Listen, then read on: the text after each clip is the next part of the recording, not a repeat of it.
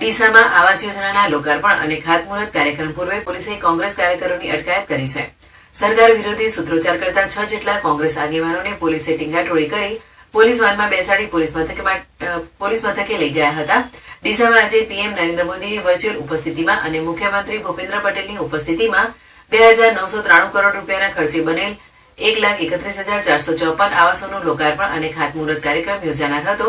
ત્યારે આ કાર્યક્રમમાં સરકાર તાયફાઓ કરી પ્રજાના લાખો રૂપિયાનો ધુમાડો કરતા હોવાના ગંભીર આક્ષેપો સાથે કોંગ્રેસ આગેવાનોએ વિરોધ દર્શાવ્યો હતો અને નવા બસ સ્ટેન્ડ પાસે સરકાર સામે વિરોધ પ્રદર્શન કરવા પહોંચેલા કોંગ્રેસ આગેવાનોની પોલીસે અટકાયત કરી હતી. સરકાર તેરી તાનાશાહી નહીં ચલેગી, ખોટા તાયફાઓ બંધ કરો જેવા સરકાર વિરોધી સૂત્રોચ્ચાર કરતા કોંગ્રેસ આગેવાન મુકેશભાઈ સોલંકી, દીપકભાઈ પટેલ, ભેમાભાઈ ચૌધરી, અજમલસિંહ રાનેરા, દીપક દેસાઈ અને અશોકભાઈ સહિત 6 આગેવાનોની પોલીસે અટકાયત કરી હતી. જોકે અટકાયતથી બચવા માટે પ્રયાસો કરતા કોંગ્રેસ કાર્યકરોને પોલીસે ટીંગાટોળી કરી પોલીસ વાનમાં બેસાડી પોલીસ મથકે લઈ ગયા હતા.